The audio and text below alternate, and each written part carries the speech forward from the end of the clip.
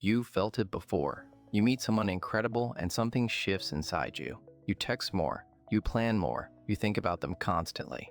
And the more you do, the more they seem to pull away. This isn't a character flaw. This is your brain running ancient software in a modern situation. And neuroscience can now show you exactly what's happening inside your head and how to override it. Let's start with a landmark study. In 2005, researchers at Stony Brook University used fMRI brain scanners to look inside the minds of people deeply in love. What they found was revelatory. When participants viewed photos of their romantic partner, their brains lit up in a very specific region, the ventral tegmental area, or VTA. This is the brain's dopamine factory. That exact region activates when you're starving and see food. It fires during cocaine addiction too. Love doesn't resemble hunger or addiction by coincidence. It runs on the exact same circuit. And here's the critical finding from the Aron 2005 study. The more intense someone's reported passion, the greater the activity in the caudate nucleus, another dopamine hub. Passion literally amplifies the reward signal. So when you're chasing someone, your brain has classified them as a survival level reward, not a complex human being. A goal your entire motivation system is now locked onto acquiring. This is why chasing feels so urgent. This is why you keep texting even when you know you shouldn't. This isn't weakness, it's a dopamine-driven motivation loop that evolution designed to be almost impossible to ignore. But here's where the problem begins. The dopamine system isn't primarily about pleasure, it's about anticipation. It's about the pursuit of a reward, not the reward itself.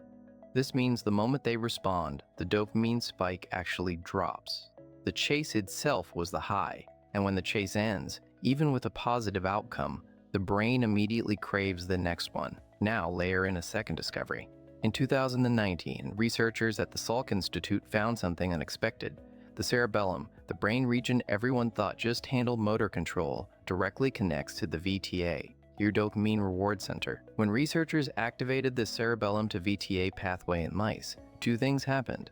The stimulation was intrinsically rewarding, the mice sought it out, and without this pathway active, the mice lost all interest in social interaction entirely. Your cerebellum, the part of your brain coordinating your movements, is also wiring your drive to seek out other people. Social pursuit isn't a choice. It's a biological imperative built into your motor system. So you have two overlapping systems pushing you toward pursuit.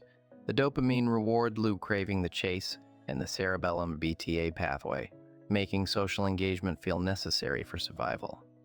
No wonder it's hard to stop. Now here's the part that makes this painful in practice.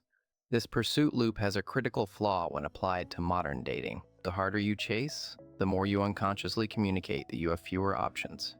And here's why that backfires at the biological level. Attraction involves unconscious pattern recognition.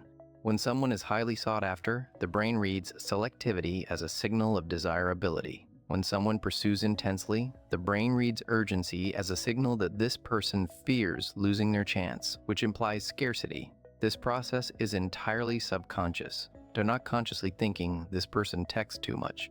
Their brain is processing behavioral patterns and generating an intuitive assessment of desirability, and that assessment directly shapes attraction. Now recall the Younger et al. 2010 study. Researchers found that simply viewing a picture of a romantic partner reduced moderate pain by 44.7%. The brain's reward system provides literal physical comfort. This means when you're in pursuit mode and she pulls away, you're not just experiencing disappointment. You're experiencing something closer to withdrawal. The brain has wired her presence as a source of comfort and her absence as genuine pain. So you chase more to relieve that pain, which signals lower value, which causes her to pull further away, which increases your pain. And now you're trapped in a feedback loop your brain was never designed to escape on its own. But here's what actually breaks the loop.